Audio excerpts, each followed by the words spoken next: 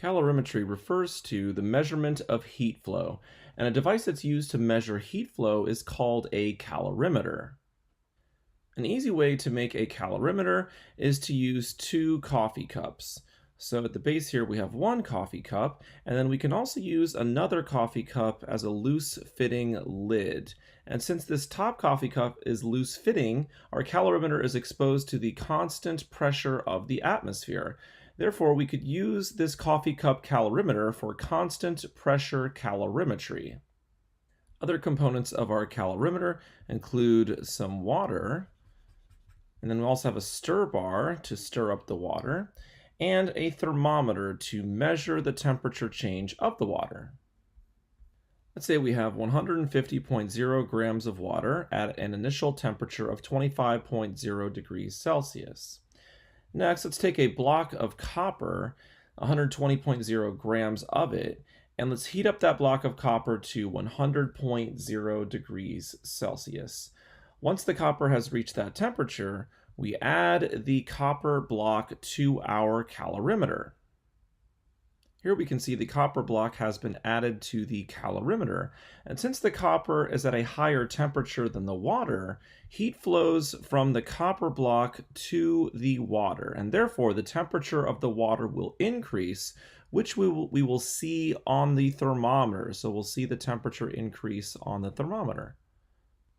Heat is transferred from the copper block to the water until thermal equilibrium has been reached. And we know when thermal equilibrium has been reached by looking at the thermometer and measuring the highest temperature that's reached. Let's say the final temperature is equal to 30.0 degrees Celsius. So at thermal equilibrium, both the copper block and the water are at the same final temperature. Next, let's calculate the heat gained by the water by using the equation Q is equal to mc delta T. So Q is what we're trying to calculate, the heat gained by the water. M is the mass of the water, which is 150.0 grams. So we can write in 150.0 grams. C is the specific heat of water, which is 4.18 joules per gram degree Celsius. And delta T is the change in the temperature, which would be the final temperature, so TF minus the initial temperature, TI. The final temperature of the water is 30.0 degrees Celsius, and the initial temperature of the water was 25.0 degrees Celsius. So 30.0 minus 25.0 is equal to 5.0 degrees Celsius. So we can write that in. And next we look at units and see what cancels out here. So the grams cancel out, degrees Celsius cancels out, and we're left with joules as our unit. So Q is equal to, when we go to two significant figures, this is positive 3.1 times 10 to the third joules. The positive sign means that this was the energy gained by the water. Next, let's do the same calculation for copper. So we're trying to find Q.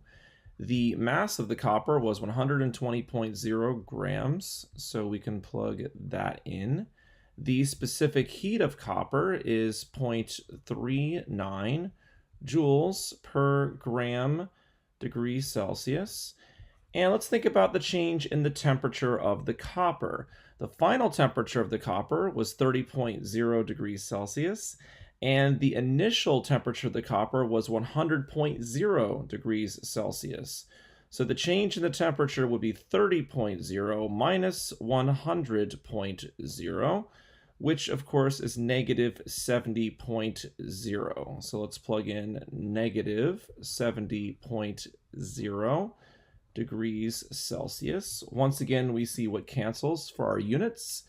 Grams will cancel, degrees Celsius will cancel, and our answer will be in joules.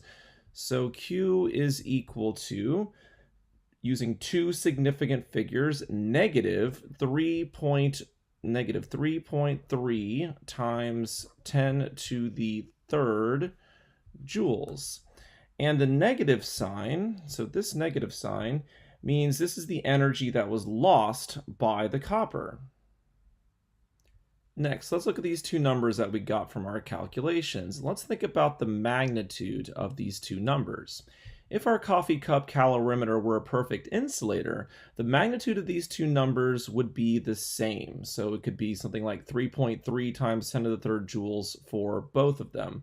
But since these two numbers are not the same, all right, we can see that we've lost more heat from the copper than we've gained in terms of energy for the water, which means we could have lost some of the energy to the environment. So not all of the heat was transferred directly to the water. Some of it could have escaped our coffee cup calorimeter. Next, let's think about calorimetry for a chemical reaction. So before we do that, let's review some terms for thermodynamics. So the system is the part of the universe that we are studying. So in the case of a chemical reaction, the reactants and the products make up the system. The surroundings are everything else, which would include the water in the calorimeter, the coffee cup itself, the thermometer, the environment outside. So the surroundings are everything else. And finally, the universe would be the system plus the surroundings. So the reactants and the products make up the system. So that's what the S stands for here in our calorimeter. That's our system. Let's say we run a reaction, and in the reaction, heat is given off. So in that case, heat would flow from the system to the surroundings. And so the temperature of the water would increase. So we would see that as the temperature increases on the thermometer. Next, we could calculate the heat gained by the water by using our Q is equal to mc delta T equation. And let's say Q is equal to positive 1.0 times 10 to the second joules. The positive sign means that the water gained energy.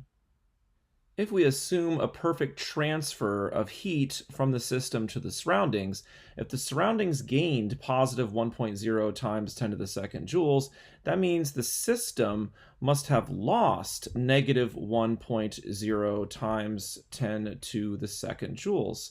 So the same magnitude, but we changed the sign here because if we're talking about the energy lost by the system, it's the same in magnitude but opposite in sign. Next, remember that our lid over here is loose fitting, which makes this constant pressure calorimetry.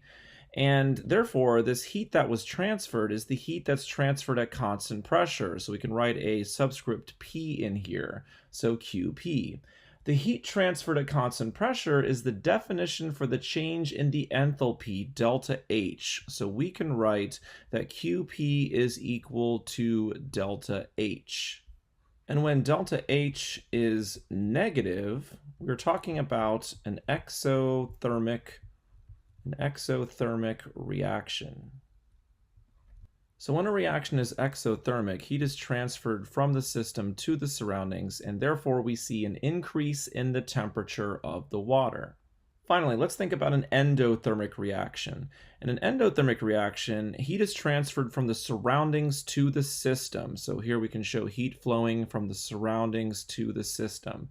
Since energy is leaving the surroundings, the temperature of the water will decrease for an endothermic reaction. And since heat is being transferred to the system, we can go ahead and write heat over here. We can go ahead and write heat on the reactant side, and delta H would be positive for an endothermic reaction. So for an endothermic reaction, energy is transferred from the surroundings to the system, and therefore the temperature of the water will decrease.